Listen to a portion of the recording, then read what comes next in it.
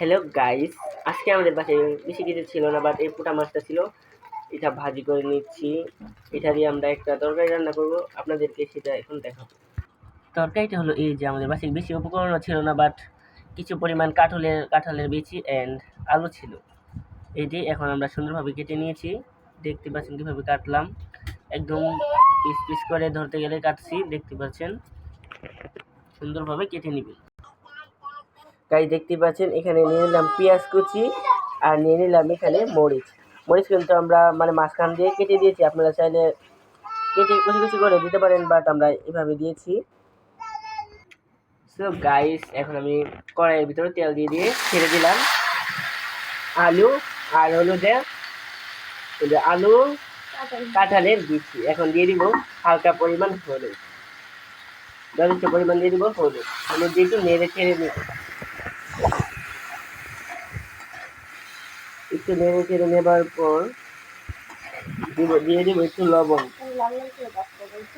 তারপর এখন লাল লাল করে ভেজে নিতে হবে। গাইস এখন লাল লাল হওয়ার জন্য কিছু পরিমাণে নেড়ে নিচ্ছি।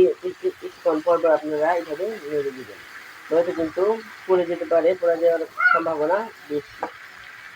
দেখতে পাচ্ছেন কাঁঠালের বিচিগুলো আর আলুগুলো বেশ ভাজি হয়ে যাচ্ছে। এভাবে নেড়ে চেড়ে দিবেন। ভাজি হওয়ার জন্য কয়েক মিনিট ওয়েট করবে। এখন লাল লাল হয়ে ভাজি হয়ে এসেছে। এখন দিয়ে দিব পেঁয়াজ মরিচ। এখন দিয়ে দিব এখন একটু নেড়ে ছেড়ে নিব ভালোভাবে। এখন 2-3 মিনিট পরিমাণের মতো আমরা ভাজি করে নেব।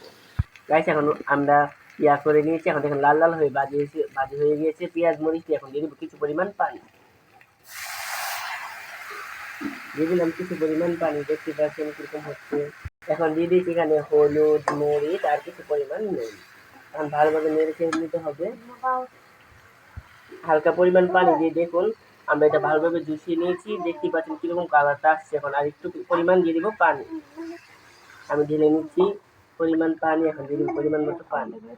হ্যালো গাইস, আমাদের এখানে মানুষ বেশি, তো আজকে মেহমান আসছে, সেজন্য কিছু নাই, সেজন্য পানি দেওয়ার পর এখন দিয়ে দিব কয়েকটি মাছগুলো ছেড়ে দিই। এখন দিয়ে দিচ্ছি এখানে কয়েক পিস মাছ দিয়ে দিচ্ছি। তারপর গাইসটা নেড়ে চেড়ে হওয়ার জন্য এখন রেখে দিতে হবে 20 মিনিটের মতো।